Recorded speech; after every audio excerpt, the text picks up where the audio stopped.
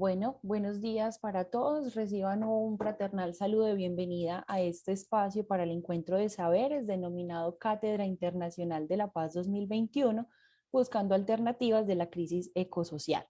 Dando entonces continuidad a nuestro ciclo de cátedras, en esta oportunidad tenemos un tema de gran debate, sobre endeudamiento en la crisis de la pandemia, y en esta oportunidad tenemos entonces 4 ponentes que nos van a acompañar en este espacio. Cada uno de ellos va a realizar su intervención en 10 minutos y posteriormente estaremos abriendo el espacio para las preguntas e inquietudes, comentarios que nos vayan dejando las personas que nos siguen a través de las redes, del grupo Cabilando a través de Facebook y nuestras redes amigas.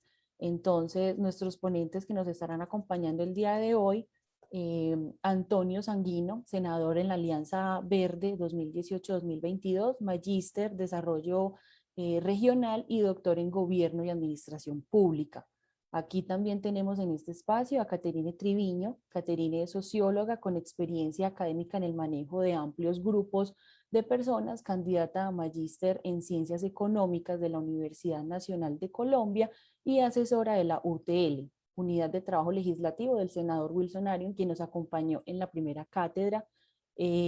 Adicionalmente también tenemos a Carol Rojas, abogada constitucionalista, activista sindical de la Asociación de Funcionarios de Gerencia Departamental y Nivel Central de la Contraloría General de la República, AFUNGER, y de la Confederación de la Unión Sindical Colombiana de Trabajo, CETRUSTRAP.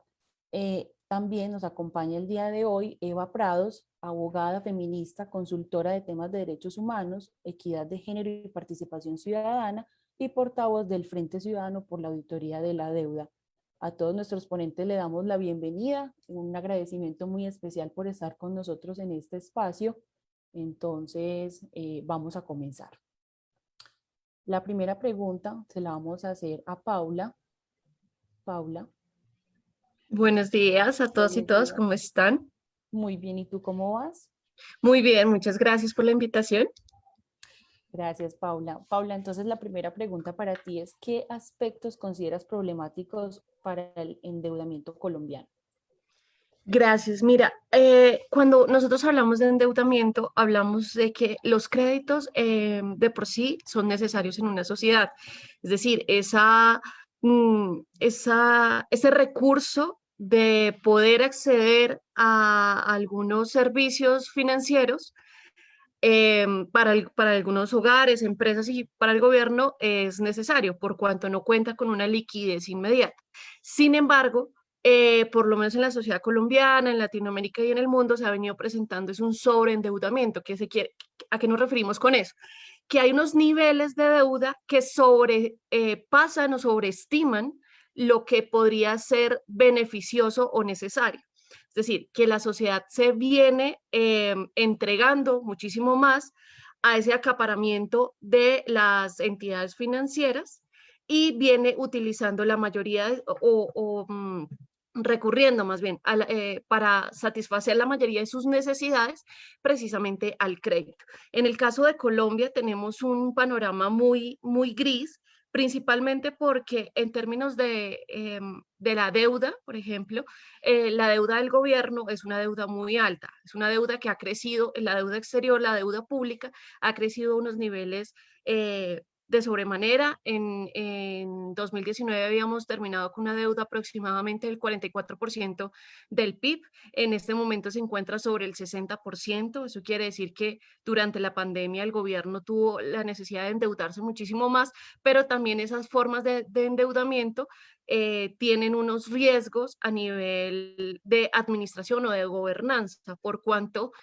el gobierno tendrá que obedecer a unas dinámicas de esos fondos que terminan prestando ese dinero y teniendo que transmitir esas dinámicas precisamente a la sociedad. Eso en cuanto al gobierno. Pero en temas de hogares y empresas también tenemos un sobreendeudamiento. Los hogares el año pasado tuvieron dos dinámicas específicas.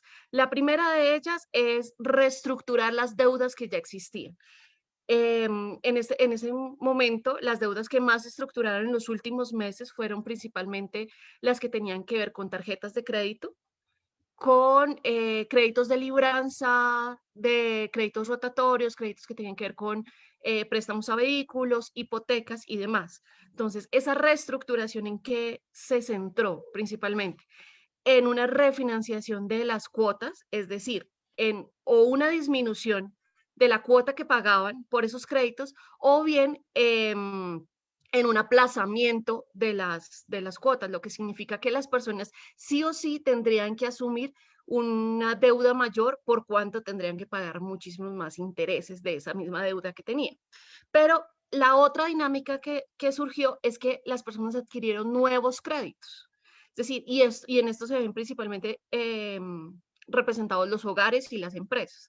¿Por qué? Por en cuanto la pandemia significó un cese de actividades productivas, desempleo, y la necesidad de adquirir unos nuevos servicios, por cuanto algunos que mantuvieron su trabajo, por ejemplo, tuvieron que adquirir nuevos servicios de Internet, nuevas tecnologías, tuvieron que suplir muchas de las dinámicas que se daban con otras instituciones, la escuela, por ejemplo, dentro del hogar, pues tuvieron que asumir nuevos créditos y esos créditos se fueron a suplir precisamente estas dinámicas que no se permitieron en la pandemia.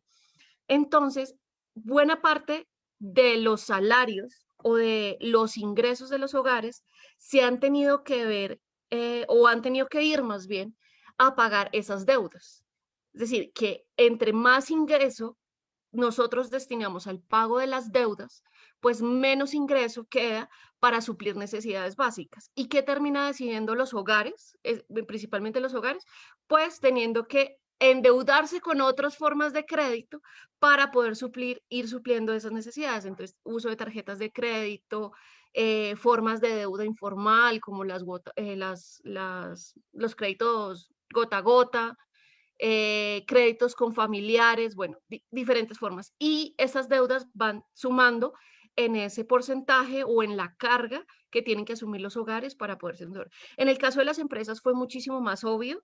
Las empresas en cuanto pues no podían recibir ingresos, no podían producir y demás, pues asumieron endeudarse para poder pagar salarios, cuotas para poder seguir esa producción, lo que implicó que en una suma muy general la deuda de Colombia aumentó de más o menos del 113, sumados todos los sectores, del 113% que estaba sobre el PIB a más o menos un 126%. Eso es un gran sobreendeudamiento, porque eso quiere decir que Colombia está más endeudada que lo que produce todas sus ramas. Eso por un lado. Por el otro, que también es preocupante, me disculpo porque acá con los audífonos es un poco complicado. El tema de la salud mental de los hogares. ¿Por qué? En cuanto se explotó la pandemia, muchos hogares denunciaron que las entidades bancarias comenzaron a hacer un llamado o más bien un hostigamiento a los hogares para el pago de las deudas. Esto sucedió no solamente en los hogares, pero es muchísimo más evidente, por ejemplo, en las deudas de los estudiantes. Algunos movimientos estudiantiles como ICETEX Te Arruina denunciaron que durante el 2020 la entidad llamó a hacerles cobros y a hacerles amenazas sobre esos cobros, lo que significó en un deterioramiento de la salud mental, emocional, psicológica de los estudiantes. Esto es algo que ha venido pasando por muchos años. Nosotros sabemos que, por ejemplo, en la crisis de 2008, muchas personas se suicidaron precisamente por la carga de deuda que tenían, por la pérdida de sus casas, por todo el tema de la crisis hipotecaria que se desató allí. Y esto vino también a generar nuevamente en 2020 una crisis muy similar, por cuanto muchos congresistas salieron a solicitar que dentro de los alivios, que podríamos llamar, se solicitara, por ejemplo, un cese de llamadas de cobranza, precisamente para tratar de aliviar eso. Pero lo cierto es que esto no se reguló de ninguna manera y las entidades bancarias siguieron haciendo, digamos, ese uso indebido de las cobranzas. Pero además de todo esto, el tema del sobreendeudamiento genera que a más largo plazo, pues la sociedad termine estando más esclavizada precisamente a ese pago. Y en términos del gobierno, por ejemplo, para este año, dentro del presupuesto general de la Nación, de esos 314 billones de pesos que se designaron para presupuesto, quedaron solamente para el tema de deuda asignados 20 billones, perdón, 70 billones de pesos. Eso es una proporción muchísimo más grande que la proporción que se guardó para, por ejemplo, inversión.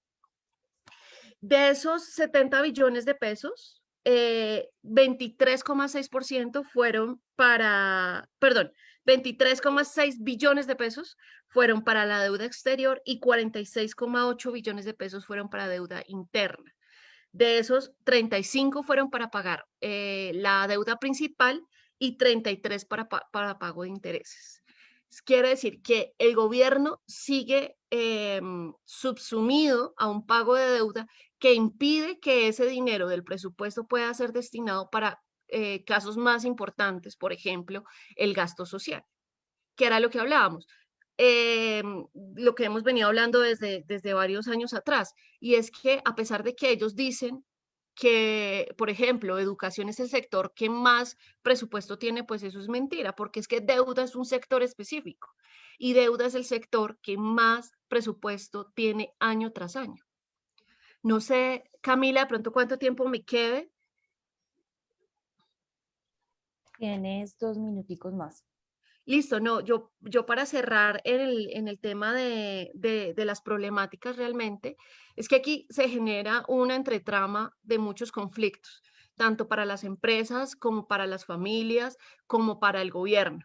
En tanto el gobierno no pueda gastar más, las familias tendrán que asumir lo que debería estarle garantizando el Estado por medio de una deuda privada. Y las empresas, en tanto no tengan un alivio por parte del mismo Estado, pues no podrán darle ingresos a sus trabajadores y por tanto los hogares nuevamente se van a ver afectados. Entonces yo sí quiero como resaltar esos en este minutico que puede quedar precisamente esa entretrama de situaciones. No es solamente decir que el crédito es malo per se, sino que hay unos niveles que pueden ser correctos, beneficiosos y otros que en cambio generan una dinámica, un círculo odioso dentro de los agentes de la economía.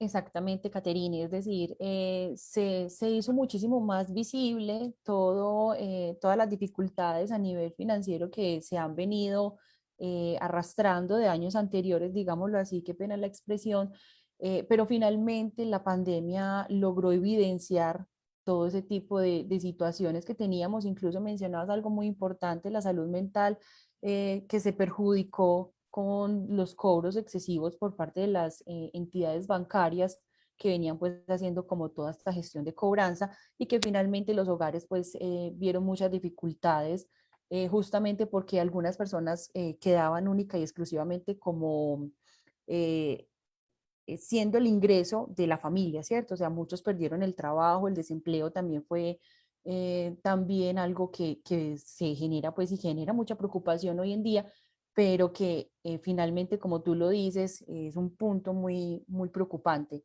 Bueno, frente a esto, entonces, la primera pregunta para Carol, que también tiene que ver con lo que venimos hablando, ¿cierto? Es ¿cuál es el papel de la Contraloría ante el endeudamiento público en este momento? Gracias.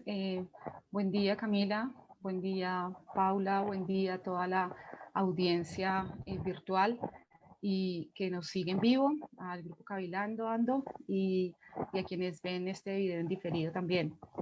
La Contraloría General de la República tiene un mandato constitucional de llevar el registro de la deuda y hacer la refrendación de lo que se constituye en deuda. Ese registro es tanto de la nación como de las entidades territoriales. En el siglo anterior, lo que correspondía en el año 93 con la ley 42, se desarrolla, además del mandato constitucional, donde se perfila, digamos, los procedimientos de control fiscal, se habla que toda deuda pública debe someterse a un refrendamiento del Contralor General.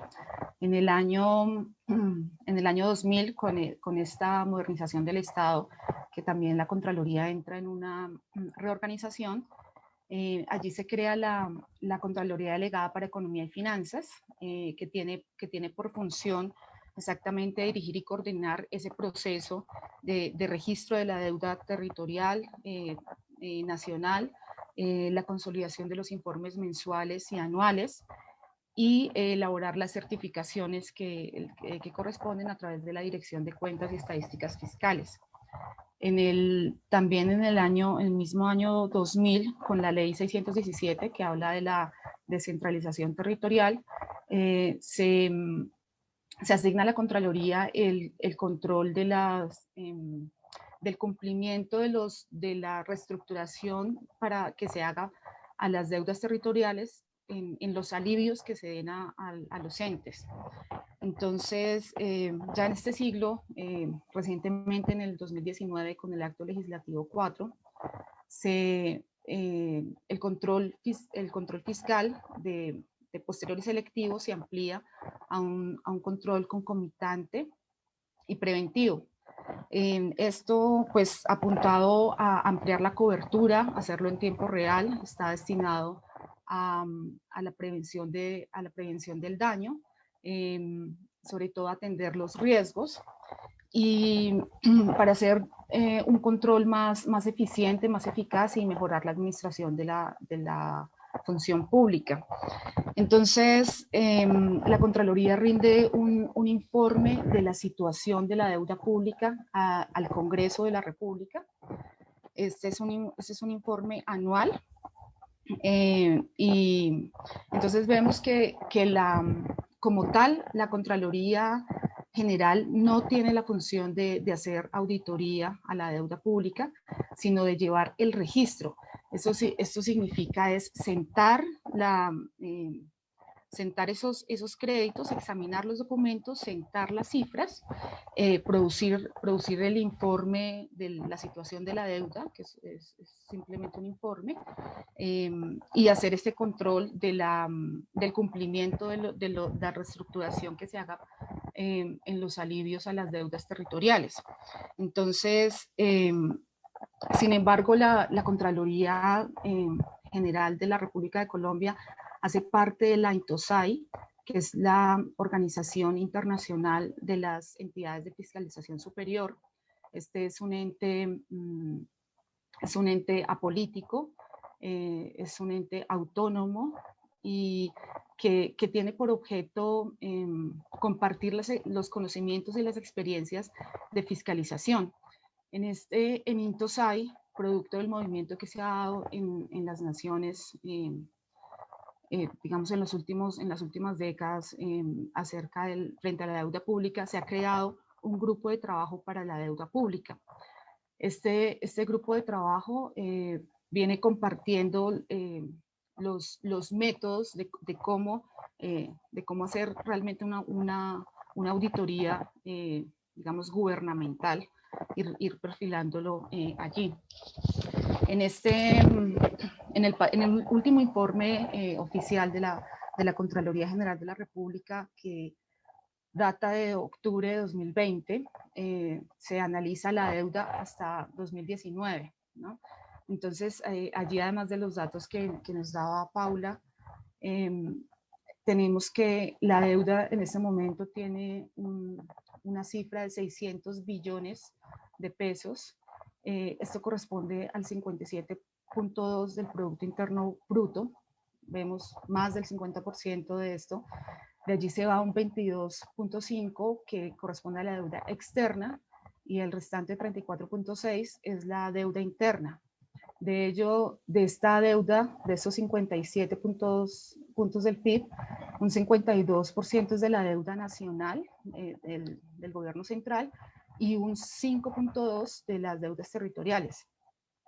Para decirte que además vemos, este informe nos presenta que las entidades descentralizadas abarcan el 71% de esa deuda, y hay cinco sectores, 5 empresas, 5 grupos que cobijan ese 71%. Es el grupo Ecopetrol, que tiene precisamente ahora en el año 2020 con el bajón que hubo del precio del barril, que pasó de 57 a $30 por barril, pues esto es un golpe inmenso a ese sector que precisamente tiene una deuda grande.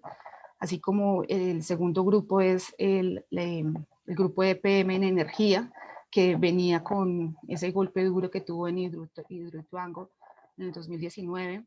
Está el grupo de energía de Bogotá, el grupo ISA y el grupo de EPM de comunicaciones. Y en el sector territorial, los 5 entes territoriales que ocupan ese 5.2 de deuda son Bogotá, Medellín, Antioquia, Barranquilla y Cundinamarca. La Contraloría en su informe insiste en una reorientación del gasto público en coadyuvancia con el sector privado para elevar la capacidad productiva, diversificar la producción, aumentar la productividad y la competitividad, ello con miras a un crecimiento económico más alto y sostenido, para compensar precisamente las tasas de interés y las fluctuaciones en la evaluación, las fuertes devaluación. Esto es lo que la Contraloría habla oficialmente para hacer sostenible la deuda. No sé si... Gracias, Carol. Sí, justamente lo que dices al final es lo más importante, es buscar alternativas y soluciones a esta problemática que realmente es muy preocupante. Bueno, queremos recordar que esta iniciativa se hace gracias a la articulación de las voluntades de las siguientes instituciones y grupos que unen fuerzas de manera solidaria y colaborativa. Tenemos la Red Interuniversitaria por la Paz, Grupo de Investigación Editorial Cabilando, Fondo de Empleados de la Universidad San Buenaventura Medellín, Otras Voces en Educación, Centro Internacional de Investigación Claxo, Grupo de Estudio de Economía Digna, Plataforma de la Auditoría Ciudadana de la Deuda en Colombia e INTAL. Asimismo, estamos transmitiendo desde el Facebook de la Plataforma de la Ciudadanía por la Auditoría de la Deuda de manera simultánea el Grupo Cabilando. Nos están escuchando en este momento desde México, gestores de La Paz, Guadalajara, Bélgica, Colombia, Cali, Bogotá y Boyacá. Un saludo muy especial para todos los que nos están siguiendo en este momento. Entonces, vamos a continuar con el segmento de las preguntas. Caterine, entonces, ¿consideras que es posible que iniciativas como la auditoría y moratoria de la deuda se concatenen con la exigencia de la renta básica? Sí, claro, mira, Camila y a los presentes y las personas que nos están escuchando, yo creo que son dos temas diferentes. Uno es la auditoría y el otro es la solicitud de moratoria, ¿no? En el tema de auditoría, yo creo que, por supuesto, es muy importante, o sea, todo lo que las entidades de vigilancia y control puedan hacer para revisar precisamente la situación tanto financiera de los hogares o del mismo Estado, como la revisión que se haga de esas deudas va a ser crucial. Pero crucial no solamente para conocer qué es lo que está pasando en ese mundo, en esa burbuja, sino crucial para tomar unas medidas al respecto. Porque es importante para mí, en principio, una auditoría. Pero una auditoría no que venga solamente del gobierno, sino que pueda tener la participación de la academia, la participación de la sociedad civil y, por supuesto, la participación de entidades internacionales. ¿Por qué? Porque es importante que conozcamos dentro de esa burbuja cómo está estructurada esa deuda, cómo se ha venido adquiriendo, cómo se ha venido pagando, pero sobre todo bajo qué condiciones se ha venido adquiriendo. Eh, ¿Por qué? Porque lo que hemos visto es que esas deudas o esa deuda externa se termina volviendo muy odiosa. Y lo voy a poner en el siguiente término. Recientemente, la Comisión de Expertos en Beneficios Tributarios dio el informe de esa comisión, que su misión era revisar qué estaba pasando con esos beneficios, con las exenciones, con diferentes áreas dentro de la política tributaria de Colombia. Y demostró que el sistema tributario de Colombia es un sistema totalmente ineficiente, pero además es injusto. Es decir, que las poblaciones o los quintiles o deciles menores están pagando muchísimo más que los que realmente tienen recursos para pagar esos impuestos. Y esto es preocupante porque en tanto hay una serie o se genera una serie de exenciones y beneficios tributarios para los altos capitales, para las empresas más grandes, eso quiere decir que el Estado está dejando de recaudar un dinero que es de gran importancia para el gasto público. Y en tanto deja de recaudar, pues tiene que sumirse precisamente a endeudarse muchísimo más porque no encuentra los recursos para su funcionamiento y para su gasto y para su inversión dentro del recaudo, sino que los tiene que ir a buscar precisamente en el tema de las deudas externas o de la misma deuda interna, porque la deuda interna del gobierno nacional es altísima. Y también obedece, por supuesto, a unos panoramas, porque habría que ver realmente quiénes son los poseedores de esa deuda interna del Estado, y solamente lo dejo por comentario, son los grupos económicos. Aquí, en este sentido, la auditoría, por supuesto, entraría a permitir revisar un panorama comparativo, qué es lo que se está adquiriendo, pero bajo qué condiciones. Pero además, la moratoria ya sería una solicitud que, de mi modo de ver, es totalmente viable y es totalmente de acuerdo, porque es que en este momento la sociedad está demostrando que está totalmente en contra de lo que se está haciendo con sus finanzas, ¿sí? Esa adquisición de deuda tan alta, para que eso no se vea reflejado en los hogares más pobres, pues es una deuda odiosa, es una deuda ilegítima. Em, entonces yo creo que no estaría de acuerdo con solo cerrarlo al tema de renta básica o del ingreso mínimo vital, o al de los subsidios que venga dando el Estado, sino que siento y creo que ese panorama de la moratoria debería ir un poquito más. No es solamente a establecer el ingreso, la renta básica, sino también a darse cuenta un poco de cómo esas dinámicas, esas imposiciones de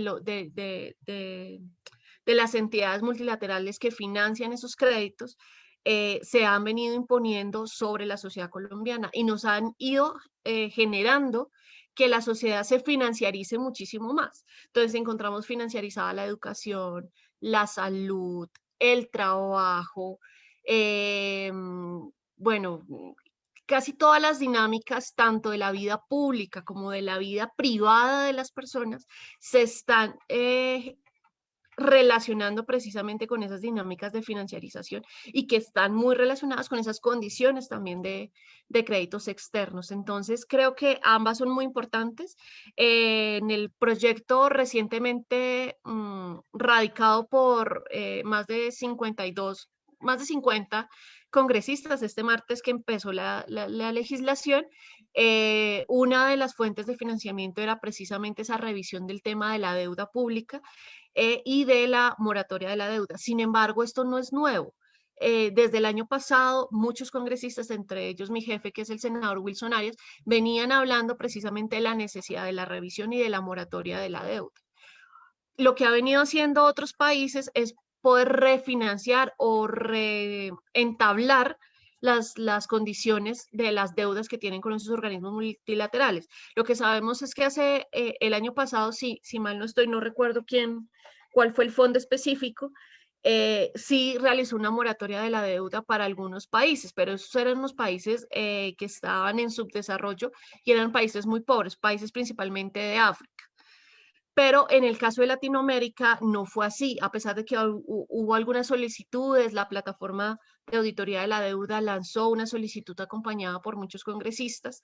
Este tema de hablar de una refinanciación o de hablar de unas condiciones diferentes del pago de la deuda, pues no fue posible, por cuanto el gobierno sigue aumentando dentro de su presupuesto general de la nación la carga que va o la partida que va al pago de la deuda. Entonces yo creo que es totalmente importante. Creo que una de las principales oposiciones o argumentos de oposición al tema de la moratoria ha sido el tema de las calificadoras de riesgo.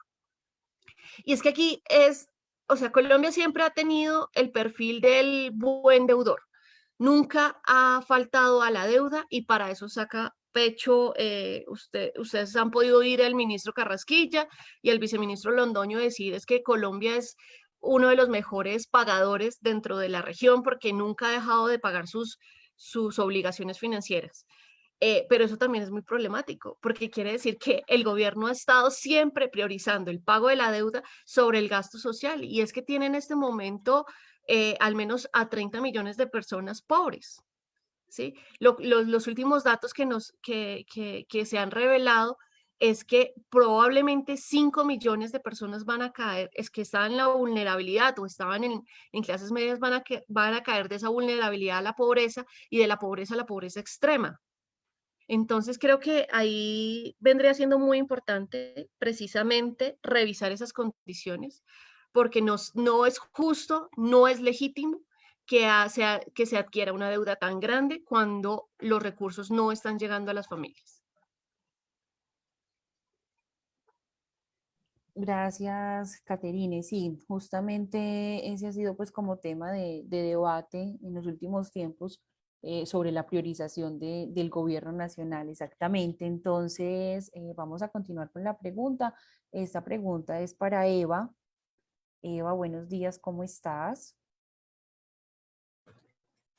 Muy buenos días a todos y todas, y disculpen el atraso, es que también acá estamos con No, unas no te cuantas preocupes. actividades al mismo tiempo. No, tranquilita. Eva, ¿cómo crees que ha afectado la pandemia a las políticas e índices de endeudamiento de América Latina?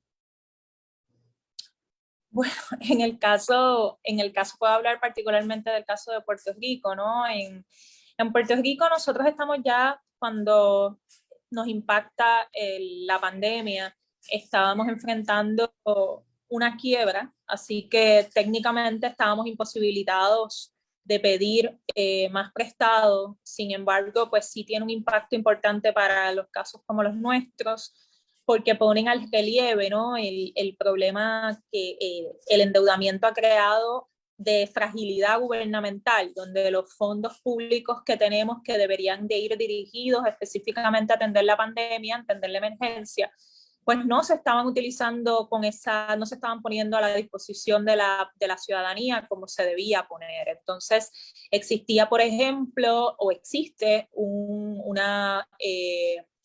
lo que llamaríamos eh, una cuenta, una reserva, la palabra correcta sería una reserva de fondos que en aquel momento alcanzaban más de 8.000 millones de dólares. Para ponerlo en perspectiva, el presupuesto gubernamental de Puerto Rico, de todas sus agencias, nosotros tenemos casi 3.4 millones de residentes y el presupuesto anual gubernamental redonda en unos 9.000 millones. Así que teníamos en reserva para utilizar lo que utilizaría un gobierno para funcionar, el gobierno de Puerto Rico para funcionar durante un año completo.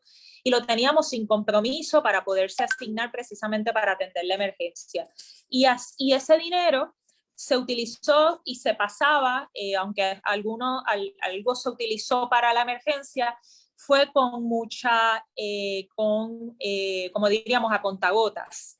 Y esto a la luz también de que de esperar a que Estados Unidos enviara ayuda, que en ese caso Puerto Rico tiene una relación colonial con los Estados Unidos y estaba esperando que el Congreso aprobara un paquete de ayudas y medidas que tardó en salir, porque sabemos que Estados Unidos fue uno de los que demoró mucho en responder a la pandemia, y nosotros estábamos a la merced de esa situación, donde por un lado el gobierno local, es decir, las autoridades de Puerto Rico, tenían una reserva que podían utilizar para atender la emergencia, la estaban utilizando a contagotas porque tenían como prioridad mantenerla ahí para el pago a los bonistas, para el pago de la deuda, y entonces dejaban a la ciudadanía en una espera, en una frustración, en una ansiedad terrible, porque no teníamos supuestamente dinero para pagar desde las pruebas para confirmar, ¿verdad? Las pruebas masivas para confirmar a qué nivel se encontraba la pandemia, para tomar medidas de prevención, como era el rastreo,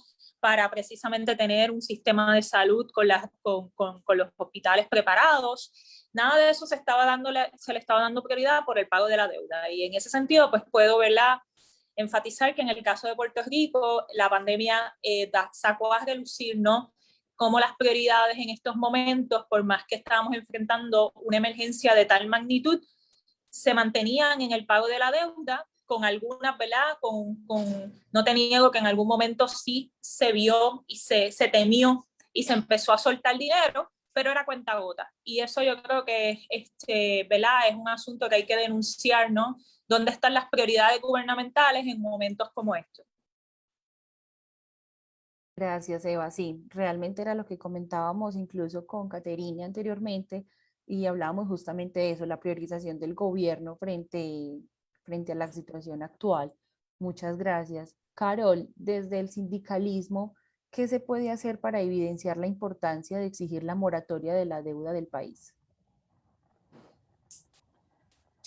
Bueno, mira, nosotros consideramos desde AFUNGER y desde la Confederación CETEUSTRAP que precisamente como el sindicalismo como movimiento social en el cual se encuentran la ciudadanía trabajadora organizada, tiene un papel protagónico, dada la responsabilidad social. Y en este momento histórico de Colombia, nosotros consideramos que más allá de hablar de una moratoria de la deuda, aunque saludamos con bastante alegría y esperanza ese llamado que nos recordaba Catherine sobre que hicieron el año pasado en abril los 40 congresistas solicitándole al gobierno del presidente Duque que hiciera tramitar la condonación de la deuda pública. Este momento es un momento para la auditoría ciudadana. Porque precisamente ahí surgen las preguntas de los cuestionamientos que hacía Catherine. En estos están, hay una serie de preguntas que hay que contestar. Entonces no solamente es la moratoria, si bien esa puede ser un efecto, antes de eso hay que precisamente como siguiendo los lineamientos de la OIT, del diálogo social, el diálogo abierto, que es uno de los principios que tiene CETEUSTRAP y AFUNGER, esto de la deuda pública tiene que ser una agenda del mundo del trabajo. En esa medida, la auditoría, una auditoría ciudadana, lo que nos va a llevar es precisamente a que revisemos los procesos previos a la adquisición de la deuda, es decir, las condiciones de esas operaciones crediticias, de una manera técnica también, claro, con la confluencia de todos los, de manera, digamos, de la academia, desde los profesionales también que trabajan en los entes de fiscalización, desde las experiencias internacionales que ya digamos, están más adelante en estos procesos ciudadanos. Y también para revisar la gestión de recursos, lo que hablábamos, en qué se está utilizando la deuda. Es decir, hay que hacer un balance, un para qué impactos hay de desarrollo en el país, de esos esfuerzos que se han hecho y que precisamente los trabajadores, la ciudadanía, también con el aporte de la tributación que hace directa y también la tributación indirecta que hace, y también con la producción de riqueza y la prestación de servicios, el bienestar que genera. Nosotros, digamos que somos parte de la riqueza de este país con este trabajo, pues nosotros también tenemos como el derecho constitucional de acceso a la información que está en nuestra Constitución en el artículo 74, y también está la regla general del bienestar general. Entonces, allí debemos saber cuál es digamos, los resultados obtenidos en cuanto a la eficiencia y la eficacia de esos recursos, de esos intereses que se pagan, hacer un balance de los beneficios sociales y a partir de allí también revisar el registro y pago de la deuda, porque esta, digamos, ha sido una información que maneja más el Ejecutivo, el Banco de la República, pero que no está abierta, si bien circulan por aquí datos, es necesario ver los documentos, examinarlos, todo eso como parte de ese proceso técnico. Y allí, luego de este ejercicio, vamos a poder preguntarnos, ¿no? Porque es una revisión de legalidad a esa deuda, a ese deber ser. Ya nos vamos a preguntar, bueno, esta deuda, en estos resultados que vemos, ¿es legítima? ¿Es una deuda odiosa? ¿Es una deuda legal? ¿Es una deuda fraudulenta? Y ya teniendo, digamos, esas bases sólidas, objetivas, nos vamos a poder orientar hacia qué acciones tomar, una suspensión de pagos o una renegociación. Entonces, ese sería un panorama mejor. Así que nosotros consideramos que pues precisamente desde el sindicalismo, estos espacios también en los que participamos son espacios donde la información tiene que compartirse, intercambiarse, fluir. Desde el movimiento sindical, entonces, es muy importante la información que da lugar a la formación. Asimismo, vamos a hacer una visibilización, porque fíjate que nosotros, digamos, los movimientos sociales y también inclusive dentro del mismo sindicalismo, donde nos agrupamos por sectores de industria, por servicios, empezamos a hacer nuestras luchas focalizadas, ¿no? Y entonces tenemos el movimiento de estudiantes, el movimiento de pensionados, el de docentes, el de trabajadores de la salud, movimiento de mujeres, y la respuesta gubernamental a esas demandas es un cacareado déficit fiscal en muchos sentidos, incluyendo el incumplimiento de los acuerdos de las mingas indígenas de esta década, de la década pasada, a las minorías étnicas. Todo esto estamos en crisis fiscal. Entonces, nosotros precisamente este ejercicio de articularnos acá en espacios como este, que ofrece la plataforma por la Auditoría Ciudadana, la deuda pública en Colombia, nos llevan a pensar cuál es el común denominador de ese mal llamado empobrecimiento.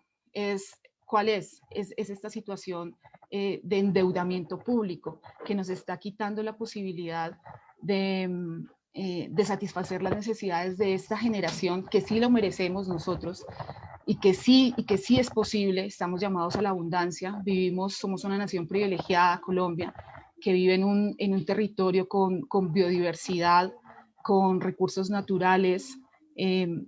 Todo esto podemos sacar, digamos, un provecho de eso, pero con una política pública focalizada y en esa medida visibilizar estos espacios, que el sistema deuda es algo que afecta a todos los sectores. Asimismo, podemos ver que una solución es una auditoría, es el camino de la auditoría ciudadana, ¿no? Es a todos, porque de ahí va a salir, digamos, se va a liberar ese dinero, esos recursos para las diferentes demandas sociales que existen. Entonces, información, formación, visibilización, movilización a través de todo, efectivamente en la calle, en plantones, movilización en redes, hoy día en este mundo del siglo XXI, de las TICs, y movilización de pensamiento también. Es importante entender que esto no corresponde a ninguna ideología. Esto, el análisis de la deuda pública y la acción ciudadana frente a ello debe ser una agenda del mundo del trabajo y de los movimientos sociales. Es empoderarnos también, entender la problemática, y ahí, después de eso, vamos a hacer una articulación de actividades, porque esto precisamente para la difusión, la divulgación, y luego ya para tomar en grueso con las experiencias que han habido en Ecuador, en Brasil, Argentina, Grecia, para digamos, para verificar esas transacciones y cómo puede ser renegociado, suspendido, cómo llevarlo mejor.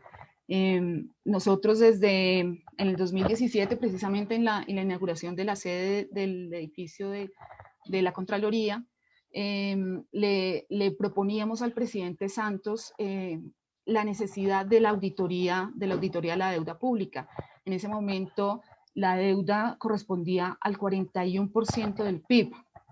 Y precisamente lo que anotaba Catherine, el presidente respondía, ¿no? Las centrales de riesgo nos están avalando, aquí no hay ningún lío, esto está controlado. Pero 4 años después hay una subida de esa deuda en 16 puntos, hoy estamos en 57.2%, y la verdad no se ha dado la diferenciación de, digamos, un mejor bienestar para el país, que digamos, el que valiera la pena ese endeudamiento. Entonces, así como esas acciones de hacerlo visible, también desde el sindicalismo podemos hacer estos plantones informativos, por ejemplo, ubicarnos en la carrera séptima en Bogotá, compartir una cátedra ciudadana con los transeúntes, de contarles de dónde es que viene ese desfinanciamiento que hablaban de los hogares, ese desfinanciamiento de los entes territoriales. Y también lo podemos lograr, o sea, a través del uso de las TIC. Nosotros también a través de, por ejemplo, nuestros correos corporativos, vamos informando, compartiendo estas acciones, y pues en sí es lanzar digamos, mantenernos activos en esta orientación. Finalmente, te digo que nuestra consigna son los recursos para el desarrollo en la unidad, precisamente, porque borrar esas líneas que nos han querido marcar de separación, y en las que hacemos, digamos, luchas y esfuerzos separados que no tienen razón de ser. Es tener además una ciudadanía formada, una ciudadanía informada y formada. Con este conocimiento que se haga, digamos, que todos lo tengamos, cualquier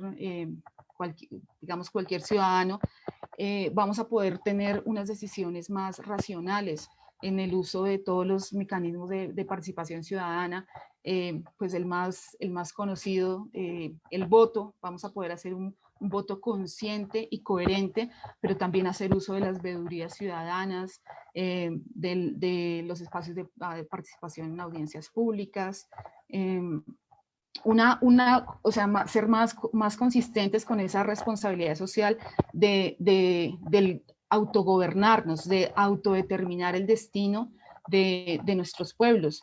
Y pues es el momento de la conciencia, la verdad, y de hermanarnos. Gracias, Carol. Sí, es en definitiva una de los puntos estratégicos, informar a la ciudadanía, tomar decisiones frente a lo que se ha venido haciendo, y una auditoría que permita lo que tú dices, saber en qué se está gastando el dinero si no lo hemos logrado visualizar, ¿cierto? Entonces, es un asunto bastante importante que inquieta y que tiene también un llamado muy fraterno al trabajo desde la comunidad. Ya Caterine y Carol nos han ilustrado sobre el panorama que tenemos en este momento acá en Colombia. Eva, te preguntamos entonces a ti, ¿cuál es el panorama del endeudamiento en Puerto Rico?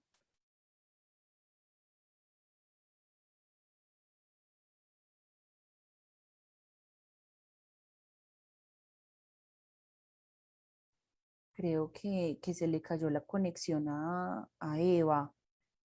Vamos a revisar, y mientras tanto entonces le voy a hacer una pregunta general para, para Caterine y para Carol. Primero me la responde entonces Caterine y después me la responde Carol. Ante la crisis económica en Colombia, ¿se podría plantear la moratoria de la deuda en Colombia como una iniciativa de movimientos y partidos políticos? Gracias, Camila.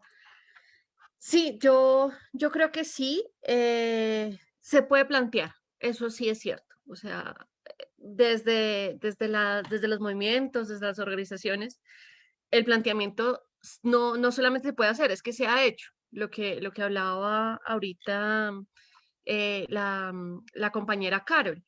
O sea, esto no es nuevo, o sea, el tema de la deuda y de la moratoria y de la auditoría no es nuevo, lleva muchísimos años solicitándose.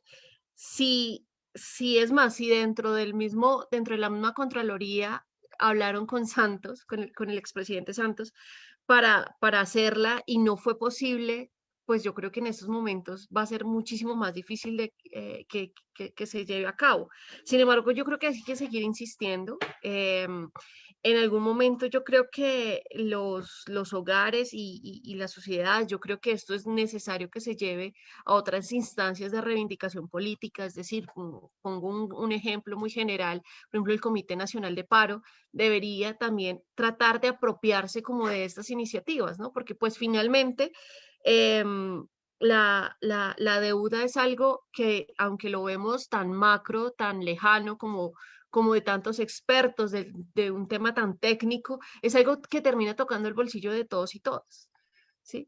Claro, de manera desigual, por supuesto, pero que termina tocando el bolsillo de todos y todas. Entonces yo creo que la solicitud se ha hecho, habría que buscar la manera de reforzar la idea, de buscar más apoyo parlamentario, de buscar, bueno, la plataforma creo que ha sido precisamente eso, una plataforma para poder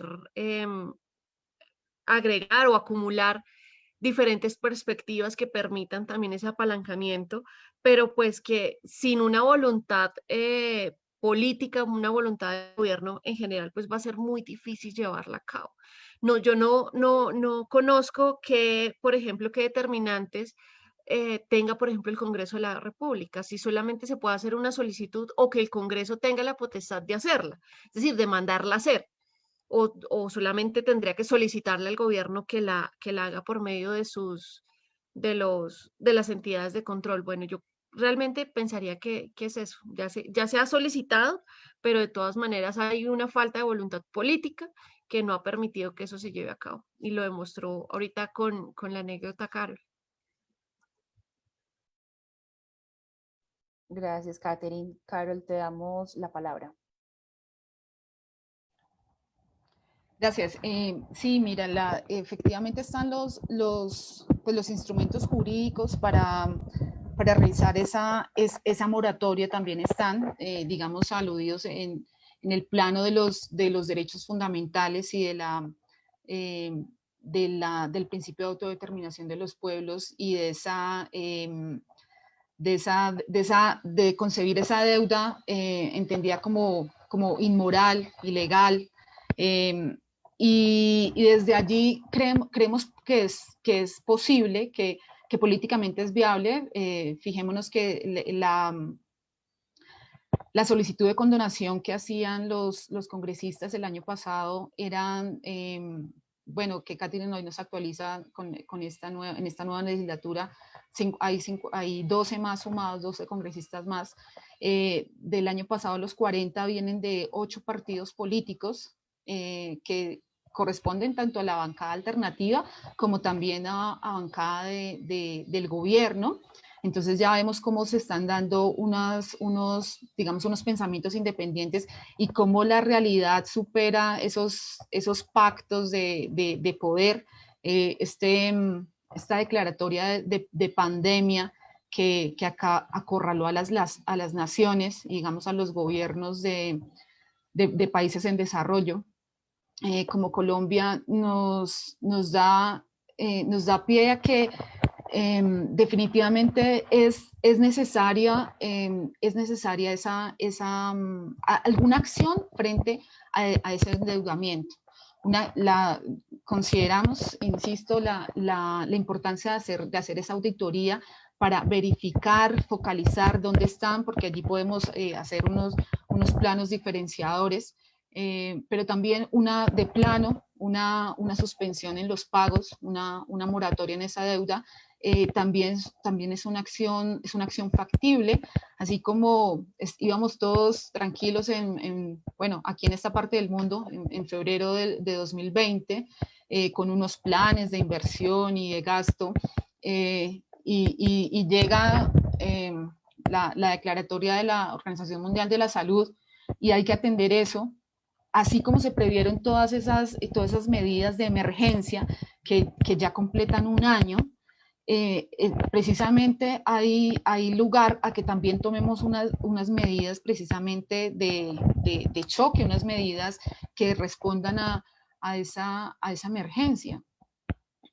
Consideramos que además es urgente porque vemos, por ejemplo, el caso de Argentina, que entró precisamente en ese default en el año 2001 y 19 años después, 2020, después de pasar de varios gobiernos que trataron de hacer diferentes acciones, digamos, que también pueden ser, pues han sido polémicas, unas con más acierto que otras, pero vuelve Argentina a caer en lo mismo. Entonces, eso es, o sea, desde los sectores políticos, y qué bueno, por ejemplo, aquí que está precisamente el equipo del senador Wilson Arias, que ha sido un importante gestor y divulgador de este pensamiento y de esta observación al sistema, a lo lesivo del sistema deuda. También están, pues, también el senador el Sanguino, el senador Alexander López, o sea, vemos diferentes corrientes políticas que están acá, incluso partidos de Cambio Radical, Partido Liberal, también se han sumado. Estos, digamos que es una cuestión de voluntad política, y también depende, digamos, si ya hay un Congreso que está pensando en eso, seguramente también hay unos jueces que están, unos magistrados de la otra rama del poder público que también están pensando sobre eso. Sabemos que la Corte Constitucional ha sido, digamos, es quien vela por el cumplimiento sí, neto de la Constitución, de los derechos fundamentales, de los DESCA, de los derechos económicos, sociales, culturales y ambientales. Y entonces debe haber una coherencia de todo del Estado colombiano. Claro, parte de ahí también la Contraloría General de la República tiene pues un mandato, tiene unos parámetros constitucionales y legales, pero también viene pensándose cómo en esta administración del Contralor Felipe Córdoba, también cómo ser un poco más, digamos, más efectivos, dar un poco más de ese análisis, que no sea una insistencia simplemente en ese informe de situación de la deuda pública, ¿no? Y vemos como, por ejemplo, lo que comentaba antes, desde la misma INTOSAI, que es la organización internacional que agrupa los entes de fiscalización superior, vemos allí que se han dado se está dando ese ejercicio ya, porque es real, es necesario, es urgente, de técnicamente cómo abordamos el tema de la deuda pública.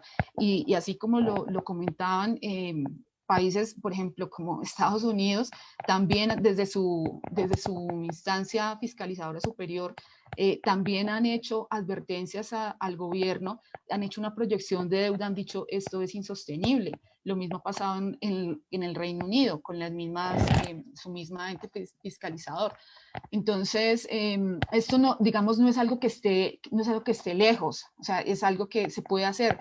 Ahora, nosotros desde la ciudadanía organizadas, desde los movimientos diferentes, también podemos, digamos, presionar, movilizar, que sea algo que esté en la palabra de todos, en la palabra diaria, y que sepamos digerirlo, ¿no? Que nos acerquemos sin temor a los datos económicos, porque pues todos manejamos, aunque sea una economía casera, eso simplemente pongámoslos ya en unos términos técnicos a nivel nacional, pero es perfectamente posible. Claro, no se da solo, no se da de por sí, tiene que haber una movilización social, una articulación de esfuerzos y de pronto sí despojarnos de algunos logos, ¿no? Porque precisamente, o sea, quiero decir de logos de que solo este es mi grupo, mi sector, o que esta es mi ideología. No, debe haber un entendimiento que se trata de una problemática social, que es un sistema de deuda que han metido en esos estados precisamente para mantener un control, mantener un empobrecimiento que es irreal, porque precisamente aquí, por ejemplo, la diversidad geográfica también nos pone como una potencia agrícola, agropecuaria, que podríamos explotar precisamente, pero si dejamos ahí sí de estar arrodillados y supeditados a los designios de unos pocos personajes en el Banco Interamericano de Desarrollo o en el Banco Mundial, y más bien nos miramos nos miramos a la potencialidad que tenemos como nación y que estamos llamados a darnos, ¿no? A surgir como nación. Somos una nación joven, decimos que tenemos, digamos, 200 años de vida republicana, pero también ya tenemos que empezar a salir digamos, de esa niñez y pensar en ese merecimiento que tenemos de la abundancia, de esos recursos, quitarnos eso de la cabeza, que no se puede, es también esa movilización de pensamiento y sentirnos, y no trabajar solamente para las generaciones futuras, no, nosotros también lo merecemos, y también estas generaciones, pero no para cuando crezcan o sean adultos o mayores, no, sino precisamente en su niñez y en su juventud, que puedan aprovechar de toda esa riqueza. Consideramos que sí, es posible, hace parte un poco del esfuerzo de articulación, de estar conectados precisamente, por ejemplo, en el sector legislativo con esos congresistas que están impulsando, con esos partidos que están haciendo esta agenda progresista, y es tener en la mira también como una ciudadanía con memoria, con un registro, con unas, digamos, con decisiones racionales de quienes son incoherentes en su discurso o quienes están abiertamente negados y están abiertamente al servicio de intereses internacionales, de extranjeros foráneos que son totalmente injustos y que corresponden a una rapiña que no van con lo que se necesita entre todos los seres humanos. Entonces, este es un momento de articulación. Qué bueno que estamos dándonos este diálogo y pues a través de la plataforma por la Auditoría Ciudadana, la deuda pública en Colombia, podemos estar vinculándonos, hacer nuestro aporte de esta es mi lucha, esto es lo que hemos hecho, estos son los contactos, esta es nuestra gente, nos ponemos a disposición, ¿qué más hay? O sea, ahora, por ejemplo, pues enlazados con ustedes desde Antioquia, pues es muy bueno. Nosotros, lo que te contaba, esta anécdota que hacíamos con el expresidente Santos, después nos encontramos con este grupo y ya, digamos, ya se formalizó esa lucha de la plataforma, y ahí venimos haciendo acciones que, claro, antes en el mundo de la presencialidad nos encontrábamos, y ahora esto que nos llevó a ese confinamiento obligado, pero mira que hemos respondido a través de la utilización de la tecnología, que de pronto la teníamos subutilizada. Ahora podemos hacer una combinación acertada digamos, de los instrumentos que hay, y pues encaminarnos a un movimiento social más fortalecido y a una ciudadanía más racional. Y más comprometida. Gracias, Carol. Justamente desde las redes nos llega una pregunta para ti. ¿Cuál ha sido la experiencia de la plataforma por la Auditoría Ciudadana de la Deuda en Colombia? Bueno, la plataforma, digamos, comienza con con un acercamiento, conociendo en ese caminar del movimiento social, donde uno se encuentra con personas que están digamos, interesadas, que manifiestan interés, que ponen su tiempo, y empezamos a tener unas reuniones para ver qué podemos articular en común, porque tenemos ahí el grupo académico del GED, de la Universidad Nacional, tenemos el sindicato de pensionados, tenemos el sindicato de la Contraloría, tenemos personas que trabajan en el Congreso, en las unidades técnicas legislativas, pues que corresponden a, la, a los, digamos, a congresistas del sector alternativo, y empezamos a dialogar, ¿no? Porque cada uno tiene, digamos, como su agenda. Entonces, y empezamos como a dejar de vernos el ombligo, ¿no? De decir, yo, Contraloría, allá necesitamos una sede mejor, ¿no? Y empezamos a hablar un poco, sí, pero si la sede cuesta tanto, entonces ¿de dónde sale la plata? Y qué es lo que pasa con la reforma pensional, y qué es lo que quieren quitar, y entonces cuáles son los datos que nos da el GET. Y entonces empezamos en ese intercambio, en ese diálogo, a ver cuáles son los puntos comunes.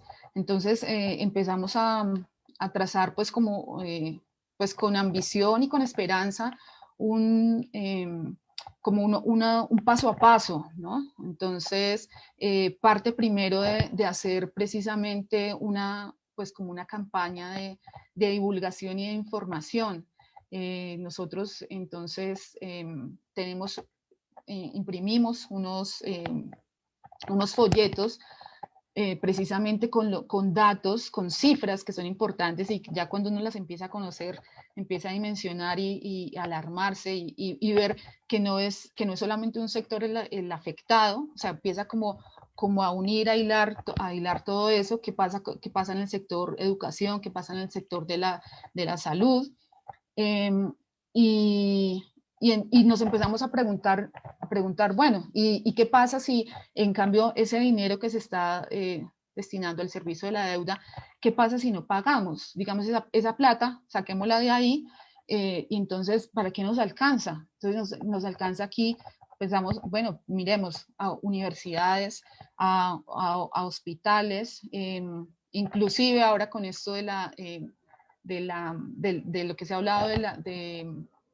la crisis económica generada por la declaratoria de pandemia, que se empieza a hablar de una renta básica, cómo también se podría solventar, o en un primer entendimiento de esa declaratoria de pandemia, los llamados respiradores artificiales, cómo se podrían, cuánto se podían comprar, hablar hoy más de la renta básica y también, bueno, el proceso de vacunación, también, ¿no? Que se dice en Colombia ha sido tardío, incipiente, bueno, bastante ineficiente.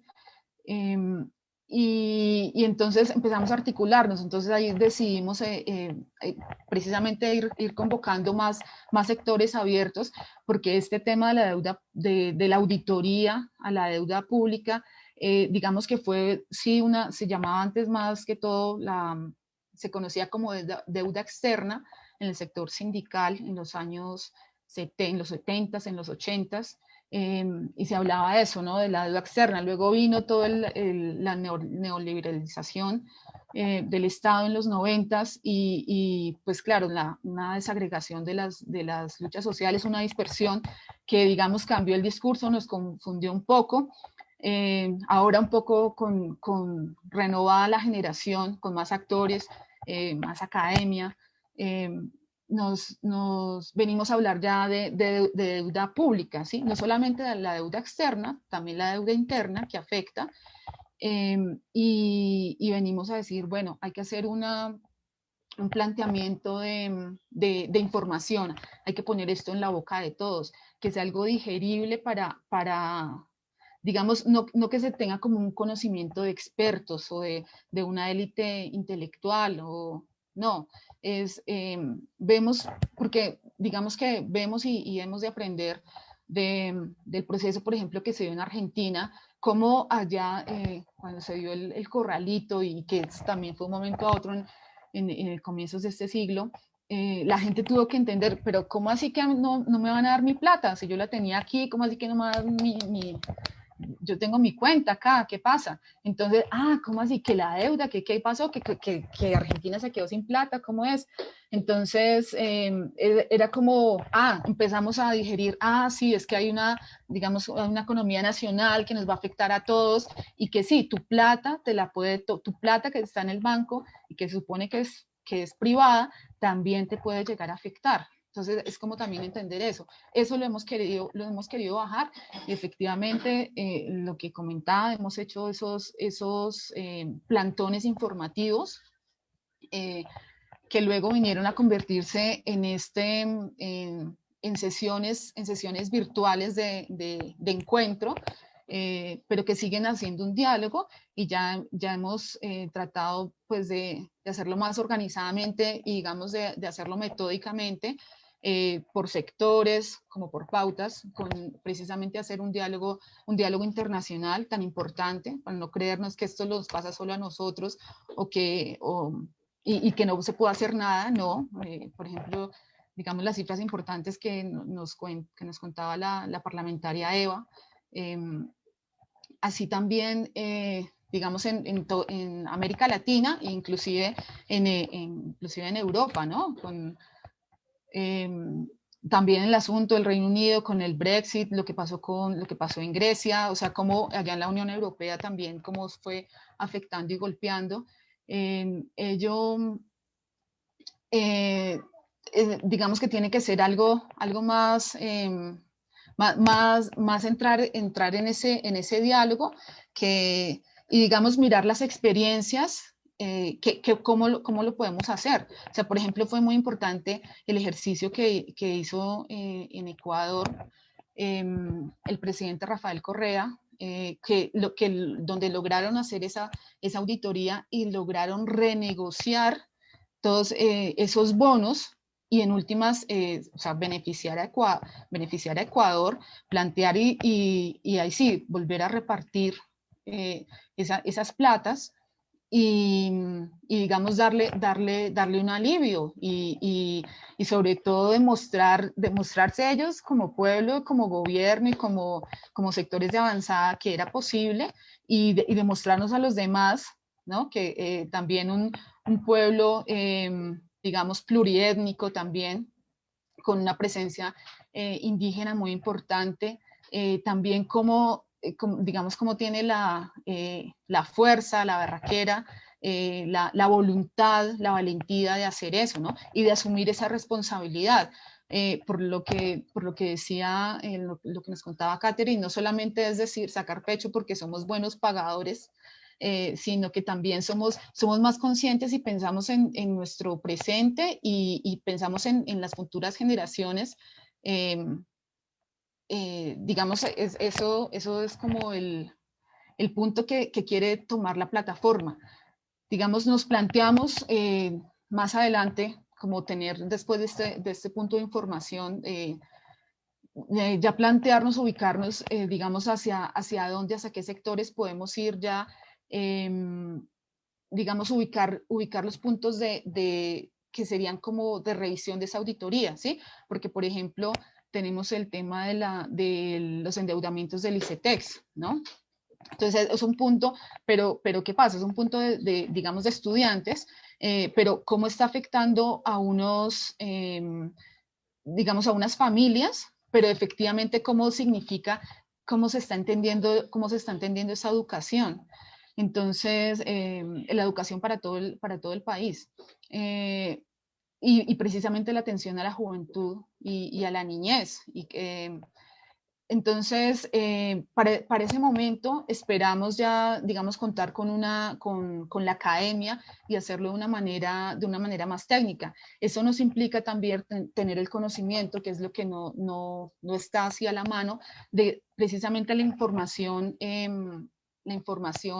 digamos, legal objetiva de los documentos, porque mucha de esa información tiene una reserva en el Banco de la República, en el Ejecutivo, que no está a la mano. Nos dan cifras y, por ejemplo, uno dateando y rastreando qué pasa con la deuda en 2020. Entonces hay cuánto ha superado. Entonces los medios difunden unos porcentajes, desde la academia se tienen otros porcentajes y fluctúa, ¿no? Ahí, y entonces nos confunden un poco, ¿no? Que bajó, que subió.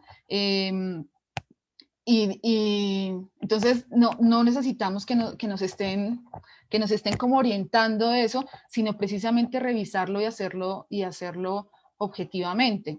Esto, pues precisamente nos ha abierto, esta plataforma nos ha abierto el diálogo, nos ha dado esperanzas, nos ha dado un enfoque digamos, de política macro.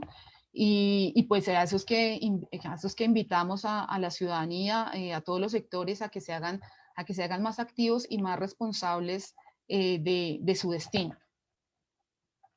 Gracias, Carol. Sí, efectivamente tocabas un tema que es de relevancia, que incluso ha causado pues polémica últimamente, y es una pregunta para las dos. Le vamos a dar entonces la palabra a Catherine sobre la renta básica, ¿sí?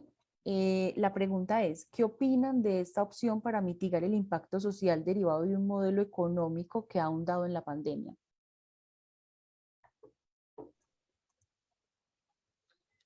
Gracias, Camila. Mira, yo, pues, personalmente hice parte del equipo que coordinó parte del tema del proyecto de ley, de la moderación. La cumbre creo que fue un evento muy importante, fue una cumbre a la que se inscribieron 1.865 personas, pero digamos, ya en temas de firma del acompañamiento del proyecto de ley fueron más de 4.000. Es decir, hay una proporción muy importante, teniendo en cuenta las medidas, ¿no? Las limitaciones de información, a quién les llega, a quién tiene la capacidad de inscribirse, todo este medio de accesibilidad virtual y demás.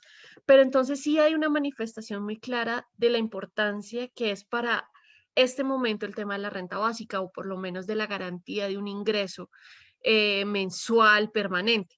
Yo creo que el año pasado, cuando se radicó digamos, la primera versión o las 2, 3 primeras versiones de los proyectos de renta básica, porque fueron varios proyectos los que se radicaron, se encontró, o bueno, la solución era una solución de emergencia. Es decir, la inmediatez de garantizarle a los hogares un ingreso para la satisfacción de sus necesidades básicas, para el pago de servicios, para la continuidad de las y los estudiantes, tanto en la educación primaria, básica, media, secundaria, como en la educación superior, de la necesidad de garantizar la alimentación. Recordemos que hace poco supimos los gravísimos indicadores de la alimentación de los colombianos, en los cuales se determinaba que una buena proporción había dejado de consumir las 3 comidas al día. Todo este tema hacía que se volviera muchísimo más pertinente la emergencia, dentro de la emergencia, la necesidad de esa renta básica. Hoy la discusión yo creo que tiene un ámbito muchísimo más elevado, y es que no solamente ya está dentro del marco de la emergencia, sino que además, claro, el gobierno venía a decirnos es que en 2021 íbamos a estar en una época post pandemia, post crisis, y lo que encontramos es que no, es que seguimos en la crisis. Se siguen viendo las consecuencias de haber tomado medidas, en un lado muy tardías, y en otros casos no haber tomado medidas al respecto. Entonces, la renta básica creo que adquiere un carácter no de emergencia, sino permanente, que es precisamente el carácter de este proyecto de ley de renta básica, que por las mismas limitaciones de la sostenibilidad financiera y fiscal del Estado en general, tiene unas limitaciones en cuantía. Este proyecto de ley busca que las familias que los hogares donde hay un solo miembro tengan un ingreso, una transferencia monetaria por la línea de la pobreza, no de la pobreza extrema, sino de la pobreza, que está por los 320.000 pesos, 327.000 pesos, creo que está la línea de la pobreza en este momento. Y de ahí en adelante, por miembro, aumentar un porcentaje hasta alcanzar a hogares de 5 o más miembros con un máximo de 480.000 pesos. Eso es importante, pero eso sigue siendo un monto mínimo con respecto a los gastos que tiene un hogar, ¿sí? Si nosotros hablamos de un hogar de 7, de 6, bueno, hablemos de un hogar de 4 personas, que es más o menos el promedio de los hogares en Colombia. 440.000, 480.000 pesos, perdón, no significan absolutamente nada. Eso no es ni siquiera lo que deben pagar los hogares por arriendo. ¿Sí? En este momento un arriendo en un estrato 2, por ejemplo, puede estar rondando entre los 500 y los 700.000 pesos. El consumo interno de alimentos, la vestimenta, la necesidad del pago de servicios, hay millones de gastos más que nosotros sabemos que ni siquiera con un salario mínimo alcanza para cubrir esos hogares. Y esa es precisamente la necesidad de los hogares de tener que irse a endeudar. Como no alcanza el ingreso mensual, pues tienen que ir a buscar formas de crédito para pagar y satisfacer todo eso que es necesario y que el Estado debería estar garantizando dentro del Estado social de derechos. Eso sí me parece muy importante. La renta, a pesar de esas limitaciones, creo que tiene en fondo una intención muy necesaria, y es que sin distinción, es decir, sin orientación política, sin distinción de credo, sin distinción de orientación o identidad sexual, está buscando que al menos a 30 millones de colombianos se les dé ese ingreso, ese ingreso, que, que como digo, puede ser insuficiente, pero que en la contingencia es completamente necesario, ¿sí? Pero es que la discusión la tenemos que llevar muchísimo más allá, ¿sí? La tenemos que llevar a, por ejemplo, cuál es la eficiencia de las transferencias monetarias, de los subsidios o de las ayudas que en este momento se dan. La renta básica lo que pretende es también una serie de, ¿cómo decirlo?, de reducción de burocracia. Sí, tenemos ahorita una inmensidad de programas. Está Colombia Mayor, Ingreso Solidario, Familias en Acción, Jóvenes en Acción, que todas tienen un elemento administrativo burocrático alrededor que consume muchísimo dinero. Y además que están condicionadas, por ejemplo, a unas circunstancias dentro de la familia que no se pueden dentro del hogar decidir a qué necesitan gastarse específicamente, sino que tienen que cumplir con unas condiciones, unas características dentro del gasto, pero también dentro de la caracterización socioeconómica de las familias y de los beneficiarios. ¿Sí? Entonces, ese condicionamiento también limita la eficacia o el impacto social de las ayudas. Entonces, la renta básica, en esa medida, como pretende solventar, digamos, o unificar, armonizar, más bien debería ser la palabra, armonizar todas esas ayudas, llevándolo a un ingreso monetario muchísimo mayor de lo que se está entregando actualmente, pues ayuda precisamente a que los hogares puedan tener una disponibilidad del ingreso muchísimo más flexible, es decir, una autonomía sobre su gasto, que es muy importante, pero también ayuda a elevar el nivel económico de algunas ayudas. Lo que nosotros hablábamos, Colombia Mayor, por ejemplo, está muy limitada tanto en su focalización como en su nivel monetario.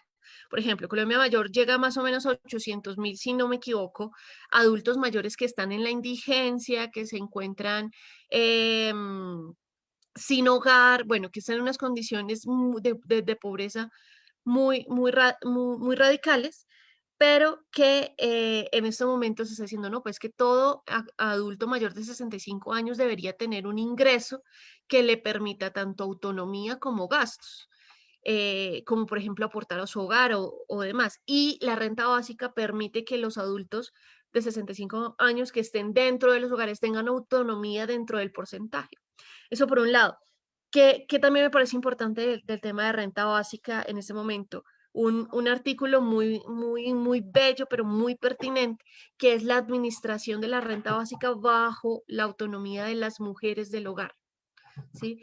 Eso es muy importante porque nosotros, y creo que ya esto es un panorama muy claro, las principales fracciones de la población colombiana más damnificadas, donde la crisis perpetuó más, fue en los jóvenes, en las comunidades rurales y en las mujeres. En las mujeres, por supuesto, por toda la carga de la economía del cuidado, donde muchas fueron las que principalmente perdieron su empleo, pero además las que no tenían casi participación en el mercado o en el mercado laboral. Y esa pérdida de empleo conllevó a que se centralizara el cuidado muchísimo más en ellas, dentro de los hogares. Y además, por supuesto, todo el tema del aumento de la violencia intrafamiliar, de la violencia contra la mujer, pues fue clarísimo. Entonces, este artículo que precisamente va a que sea la mujer dentro del hogar, la administradora de la renta básica, permite una autonomía, pero además permite una eficiencia del gasto, porque ya se ha demostrado que las mujeres somos mucho más eficientes en los gastos, en la administración de los recursos dentro del hogar.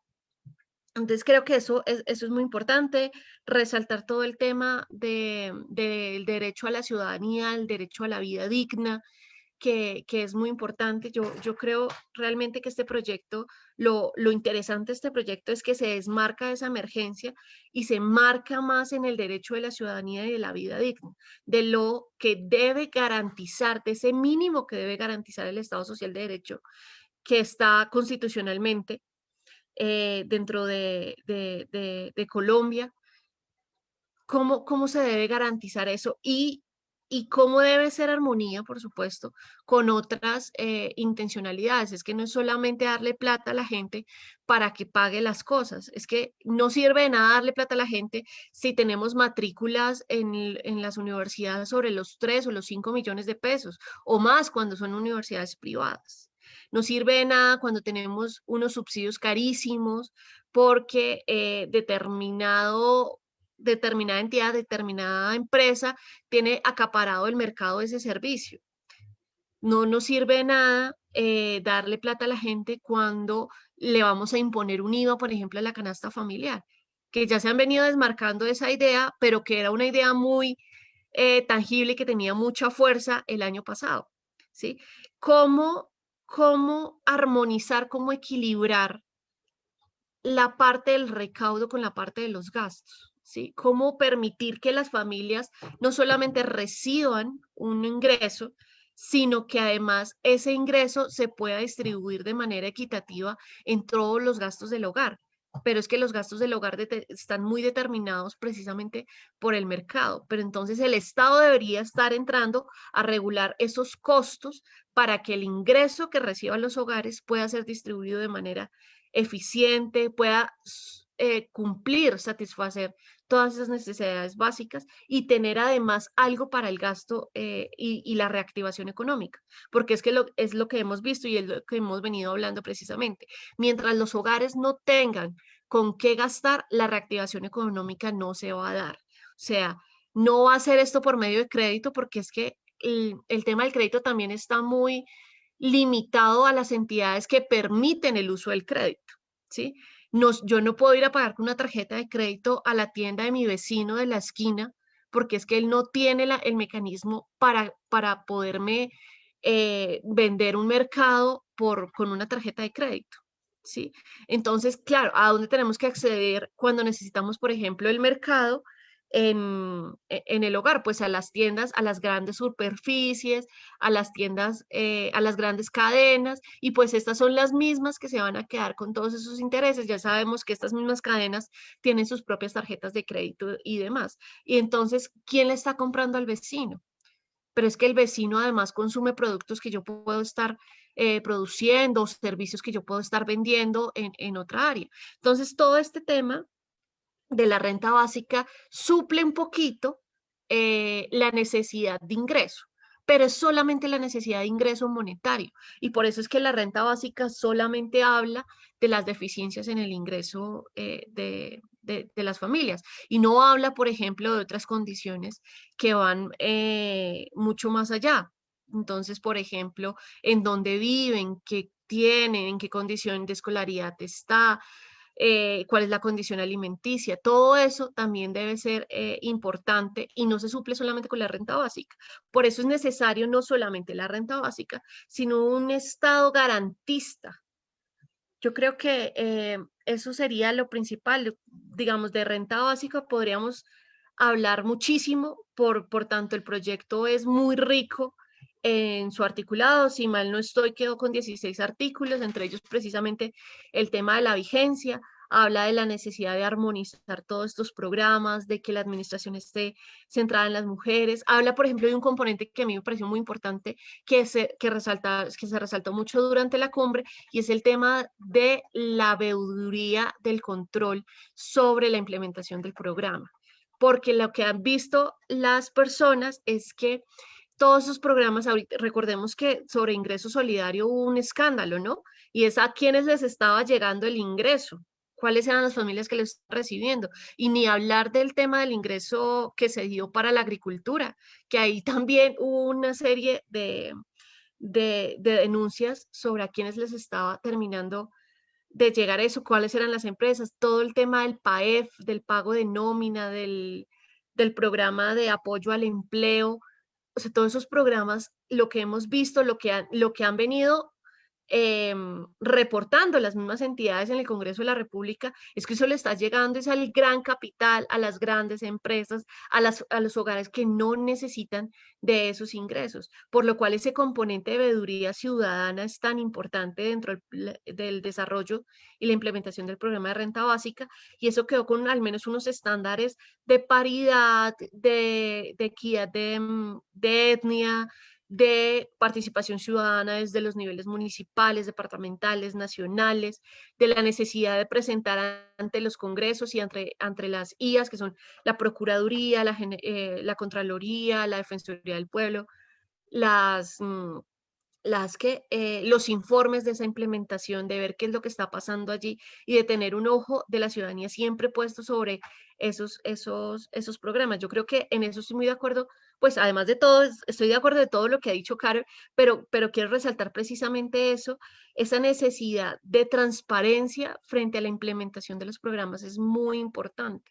El tema de la deuda es que ha sido totalmente intransparente. O sea, nosotros, por supuesto, tenemos unos datos ahí colgados que nos permiten acceder a una información, pero es que nosotros no sabemos cómo se dan las negociaciones, cuándo se dan. Normalmente las aprobaciones de todo eso se da a puerta cerrada, lo hace solamente el Ejecutivo. Muy difícilmente hay un reporte que se presente al Congreso, y en el mismo Congreso es muy difícil a veces debatir al respecto. Recordemos solamente, digamos, y para cerrar, que se dio un escándalo alrededor de la aprobación o no del informe del Gobierno Nacional ante el Congreso sobre la implementación y todo el tema de los alivios y cómo se había desarrollado el tema de la emergencia.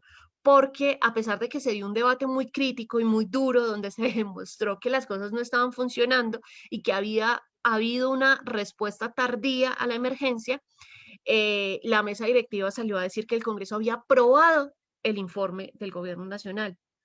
Y eso fue totalmente falso. Eso fue una decisión de la mesa directiva o de algunos, porque no quiero mencionar a toda la mesa directiva, sino de algunos miembros de la mesa directiva y de algunos partidos oficialistas que salieron a resaltar que ese informe había sido aprobado, cuando la discusión dentro del Congreso había sido totalmente lo contrario. Lo de la renta básica también es un tema de voluntades políticas.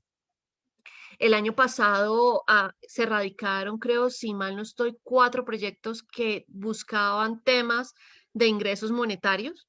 Estaba el proyecto de ley en Senado, estaba el proyecto de ley en Cámara, y había creo que 2 o 3 proyectos en Cámara. En Cámara se acumularon, se dio primer debate, que eso fue muy difícil que se diera, y se votó en contra. O sea, se cayó. De hecho, yo tengo un artículo que se llama precisamente La infamia del Congreso de la República se vuelve a rechazar el proyecto de renta básica, donde hablo precisamente de la forma en que terminan tramitando ese proyecto de ley y haciendo que se caiga, porque son los mismos partidos oficialistas los que terminan votando negativamente contra ese proyecto. La necesidad de que este nuevo proyecto de renta básica que se radica tenga el cúmulo de varios partidos es que se permita pasar por que se permita al menos tener ese primer debate, que se permita llevar a las plenarias a discutirse, a nutrirse. Creo que va a haber un respaldo de la ciudadanía muchísimo más interesante en este proyecto de ley precisamente por todo este tema de la cumbre y de las movilizaciones y demás demandas políticas que se vayan a venir durante el año. Entonces creo que el ojo puesto sobre este proyecto va a permitir que haya una presión encima del mismo Congreso que haga que las personas, bueno, que los parlamentarios allí traten de aprobar ese proyecto de ley. Va a ser muy necesario, es muy necesario, no solo en la emergencia, sino dentro de esta discusión que veníamos dando de que hay un crecimiento económico, hay un aumento de la deuda, pero que no se termina viendo reflejado en los hogares más pobres. Entonces creo que todo este tema de la veeduría, de la renta básica, va más allá de la emergencia, responde a un tema más estructural que tiene que ver con el derecho a la ciudadanía, a la vida digna, a la satisfacción de las necesidades básicas y demás. Entonces, me quedaría con esa reflexión, Camila. Muchas gracias. A ti, Caterine, muchísimas gracias. Le damos entonces la palabra a Carol para ir finalizando el segmento con las preguntas. Carol, adelante. Vale, mira, nosotros desde AFUNGER consideramos sí viable la medida de la renta básica. Sin embargo, disentimos del carácter universal de esta medida. Consideramos que la renta básica debe estar focalizada. ¿A quiénes? A los grupos poblacionales que están determinados, que sufren de las mayores inequidades que venían antes de la declaratoria de pandemia y de la emergencia sanitaria, precisamente para, digamos, equiparar o alivianar esas inequidades que ya venían. Entonces, y en esa medida también debe ser no una medida permanente, consideramos desde nuestra visión, sino debe ser una medida, digamos, transitoria para la movilidad social. ¿En qué sentido? Que precisamente ese estado de cosas o esa situación de empobrecimiento y inequidad se supere y pase a otro plano. Creemos que precisamente esta medida de emergencia, esta iniciativa que se da de renta básica, pues un poco lo mencionaba Catherine, que es como es una respuesta tardía precisamente a unas demandas que se han dado por décadas digamos, desde los movimientos y desde los partidos políticos también, a los diferentes gobiernos para garantizar derechos fundamentales, para garantizar los derechos sociales, económicos, culturales y ambientales, y que se estaban, digamos, relegando. Entonces, ha habido ahí unas necesidades insatisfechas, encrudecidas por esa crisis de confinamiento y el traslado de recursos que se hace desde el gobierno para atender esas provisiones, pero es digamos, un llamado y digamos, los mismos datos que nos da Catherine. Una renta de 300.000, 400.000 pesos para un hogar no está solventando ni la canasta, ni los gastos de transporte, ni los arriendos, porque no podemos hablar de que todos vivamos en propiedades, digamos, en residencias propias, pero digamos, como no se está garantizando eso. Es como también tener una medida asistencialista que no, digamos que más allá que no es una solución, no es algo sostenible, ¿sí? Por eso consideramos que no puede ser permanente, tiene que haber, la dinámica de la economía tienen también que estar generadas del empleo.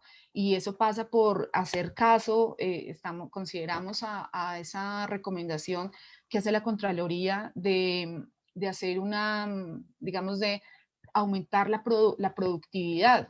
Y eso va con el sector privado. Y eso significa también, digamos, un poco replantear las condiciones de la empresa pequeña y de la empresa mediana en eso, porque hay unas condiciones, digamos, de unas reglas de juego que están haciendo también gravosos los emprendimientos, que logren sostenerse, que logren mantenerse, que logren surgir. Ahorita vemos pues unas nuevas economías surgieron, digamos, con el tema de las TICs. Fueron como las TICs y las farmacéuticas los beneficiados con este confinamiento y declaratoria de pandemia. Pero hay otros sectores que quedaron, digamos, en una grave crisis. Y entonces digamos, ese llamado, esa necesidad de productividad y movilización de la economía pasa a ser una interlocución con digamos, con los emprendedores, ¿no? Con los empresarios, de pronto entendidos no que estamos hablando de los grandes magnates del país, del grupo Sarmiento, no, de ellos no, vamos a hablar precisamente de los pequeños emprendedores, es decir, la gente que no está que no está empleada, que no tiene un empleo formal como tal, que está también en la informalidad, que tiene pequeños emprendimientos. En ese diálogo social es necesario de pronto revisar las condiciones digamos, de las cargas, tanto tributarias, tanto laborales, y, digamos, hablarnos más sinceramente, más honestamente, de cómo ponemos todos, ¿no? Porque no puede estar ganando ningún grupo siempre, ningún sector. Esto se trata de hacer unas conciliaciones, unas mediaciones, porque es una problemática, entonces todos acerquémonos a ella. Precisamente, hay una deuda importante para la nación colombiana desde la Constitución del 91 y es el estatuto del trabajo. Allí, digamos, esos parámetros grandes que corresponden que deberían corresponder a los principios universales digamos, que ha trabajado la Organización Internacional del Trabajo.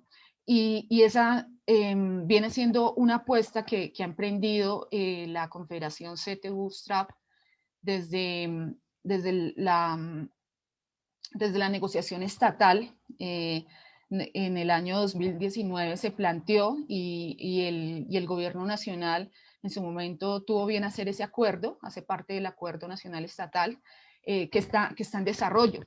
Entonces ahí se plantea, debe ser un escenario de diálogo tripartito, de diálogo social entre trabajadores organizados, entre gobierno y entre empresarios, donde de allí, desde los diferentes actores de esa economía y de esa relación de trabajo, vamos a poner cada uno, vamos a decir qué es lo que cada uno pone y cada uno digamos, cuál es su aporte, y para eso hay que desprenderse de posturas y de intereses absolutos, y hay que armonizar allí unos intereses. Entonces, hablando de esas condiciones de trabajo, allí cuando converja ese momento que esperamos que se sumen para que sea pronto, para que se avance prontamente en esta vigencia, en este año, podamos poner unos mínimos, unos parámetros de cómo hacer esa movilidad, ¿eh? Porque aquí, por ejemplo, en el mundo del trabajo tenemos un código laboral, unas normas que originariamente datan de mitad del siglo XX, que se reformaron en los 90s y que han venido reformándose a comienzos de este siglo, que se ha llamado la flexibilización laboral, y pues que tampoco tiene que ser satanizada desde la negación, ¿no? Es importante que hagamos precisamente un diálogo, y un diálogo significa escuchar al otro, la postura del otro, qué es lo que plantea como cierto o necesario. Y allí, obviamente, si escuchamos, debemos ser escuchados. Entonces, también, ¿cuáles son nuestros ideales, nuestro ideario? Cuál es nuestro estado ideal de cosas, y de ahí qué podemos aterrizar a este momento, a esta realidad, ¿no? Porque sí la podemos armonizar, pero digamos en un paso a paso, en este hoy, ¿qué podemos hacer?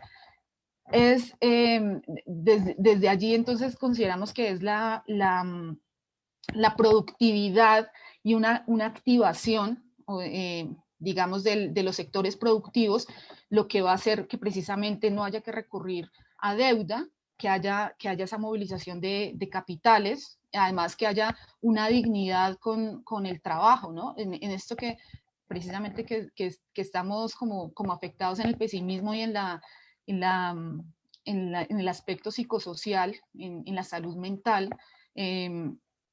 digamos, diciendo que no podemos, que no hay, no, es un poco a que simplemente hay unos retos y también representamos unas fuerzas. Entonces, digamos, esa renta básica la consideramos como una medida contingente, transitoria y focalizada.